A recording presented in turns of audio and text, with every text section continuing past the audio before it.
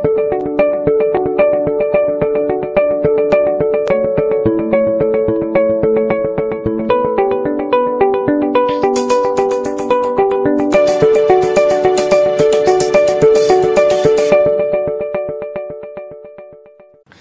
Pendeta, pada Matius pasal 11 ayat 25 tertulis, pada waktu itu berkatalah Yesus, Aku bersyukur kepadamu Bapa, Tuhan langit dan bumi, karena semuanya itu engkau sembunyikan bagi orang bijak dan orang pandai, tetapi engkau nyatakan kepada orang kecil. Pertanyaan, yang bagaimanakah kriteria orang kecil yang dimaksud Yesus? Mengapa Yesus bukan hanya mengkontraskannya dengan orang pandai, tetapi juga dengan orang bijak?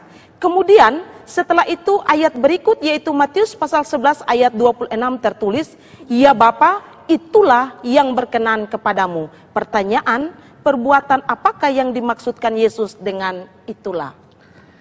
Ya, kita harus selalu mengingat bahwa kalau kita mengartikan ayat-ayat atau mau menafsirkan ayat-ayat tertentu, kita tidak boleh melalaikan yang namanya konteks.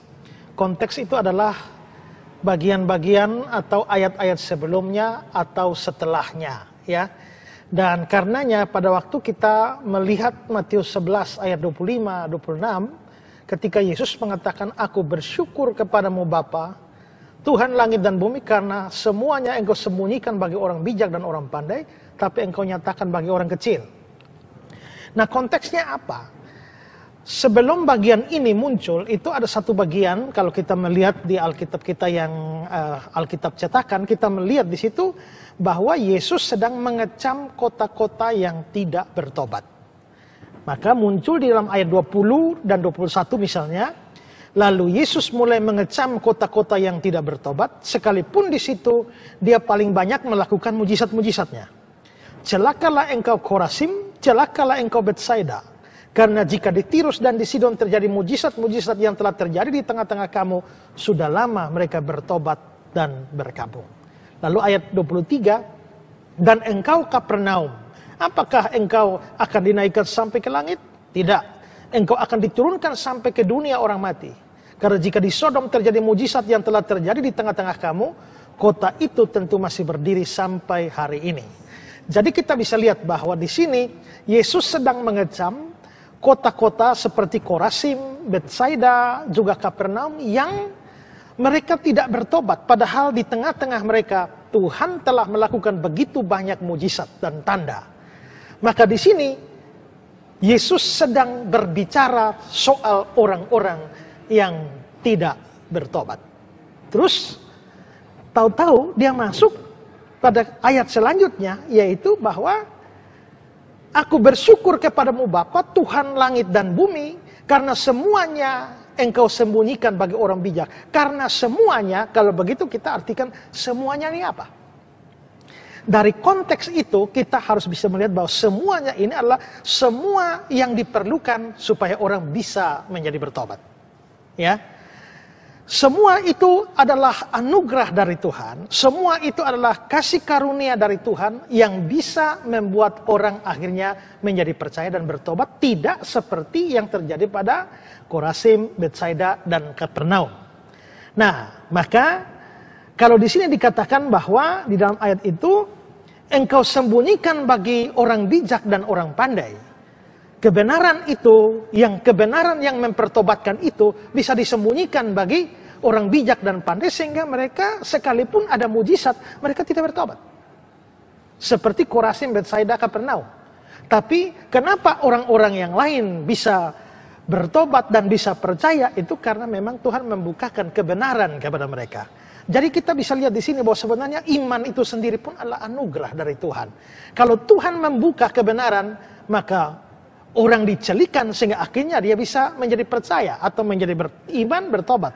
Tapi kalau Tuhan menutupi kebenaran dari seseorang, maka orang itu tidak bisa menjadi percaya, beriman atau bertobat. Nah, itu konteksnya seperti itu. Nah, kalau ditanyakan bahwa yang bagaimana kriteria orang kecil yang dimaksudkan.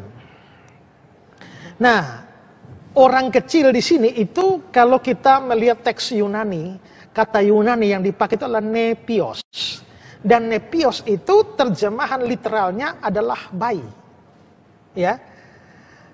Dan karena itu beberapa terjemahan Alkitab itu menerjemahkannya sebagai bayi. Misalnya Alkitab terjemahan lama. Pada waktu itu berkatalah Yesus demikian, "Ya Bapa Tuhan langit dan bumi, aku memuji Engkau sebab Engkau melindungkan perkara itu daripada orang budiman dan berpengetahuan dan menyatakan dia kepada kanak-kanak." Di sini Alkitab terjemahan lama memakai kanak-kanak.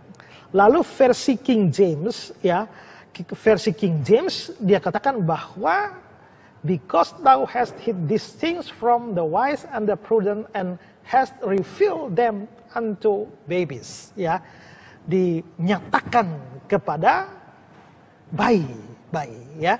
Jadi di sini sesuai dengan kata aslinya, ya, nepios itu memang bayi. Nah, kalau begitu apa yang dimaksudkan dengan bayi-bayi di sini?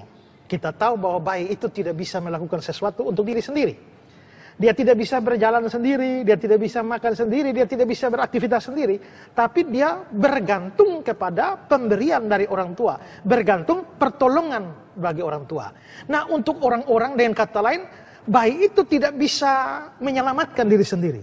Tidak bisa melakukan sesuatu demi kebaikan diri sendiri. Dia butuh uluran tangan. Nah, untuk orang-orang seperti itulah, maka Tuhan membukakan kebenaran kepada mereka, di mana mereka tidak bergantung pada orang lain, atau tidak bergantung pada kekuatan sendiri, supaya mereka selamat. Tapi karena kemurahan Tuhan, bergantung pada kemurahan Tuhan, yang membukakan kebenaran itu pada mereka, lalu mereka bisa diselamatkan. Nah, itu yang dimaksudkan dengan orang kecil di situ. Jadi orang kecil itu itu tidak bermakna harfiah karena di situ dia baby, ya. Jadi itu maksudnya adalah karena bayi tidak bisa melakukan sesuatu bagi diri sendiri. Nah, bayi di sini dikontraskan dengan orang bijak dan orang pandai. Nah, orang pandai di sini itu juga bukan merujuk kepada orang yang mempunyai IQ yang tinggi atau pendidikan tinggi, bukan. Ya, orang bijak dan pandai ini karena ini kontras dengan mereka tidak dibukakan kebenaran, maka mereka ini dalam artian mereka ini harus dipahami secara negatif yang menunjuk bahwa mereka adalah orang-orang yang bersandar kepada kekuatan sendiri, bersandar pada kemampuan sendiri. Mereka mengira bahwa dari diri mereka sendiri mereka bisa bertobat. Ya, ini kebalikan dari bayi tadi. Nah, orang-orang yang merasa diri karena mereka bisa bertobat, mereka bisa beriman dari diri sendiri, itu yang terbukti dengan seperti Korazim, Betsaida, Kapernaum, yang mujizat sudah ditaruh di muka mereka pun mereka tidak bisa bertobat. Nah, karena itu maka di sini kita harus kembali bahwa sebenarnya iman sendiri itu adalah pemberian dari Tuhan. Kalau Tuhan buka celikan mata kita, celikan hati kita, baru kita bisa melihat kebenaran. Kalau tidak, tidak bisa. Paulus itu begitu jahat dan siapa pernah berpikir bahwa Paulus bisa bertobat. Tapi begitu Tuhan bekerja di dalam dia, maka seketika itu pun dia lalu akhirnya menjadi percaya dan menjadi bertobat. Ya. Terus ayat yang ke-26, itulah yang berkenan kepadamu. Di dalam terjemahan Indonesia sehari-hari dia bilang, itulah yang menyenangkan hati Bapa. Nah, apa yang dimaksudkan dengan itulah? Itulah itu yang dimaksudkan di sana merujuk pada apa yang dibicarakan sebelumnya, yaitu dibukakannya kebenaran bagi orang-orang kecil. Dibukakannya kebenaran bagi orang-orang yang lemah, atau dibukakanlah kebenaran bagi orang-orang yang tidak merasa tidak punya kemampuan dari diri sendiri untuk menyelamatkan dirinya sendiri atau beriman atau bertobat. Nah, dengan kata lain bahwa pemberian atau pembukaan kebenaran atau wahyu kepada orang-orang kecil itu adalah sesuatu yang menyenangkan hati Bapa. Bapa senang melakukan hal itu bagi orang-orang kecil, bagi orang-orang yang tidak bergantung pada orang lain atau diri sendiri, tapi hanya bergantung pada Tuhan demi keselamatan, iman, dan pertobatan mereka. Ya.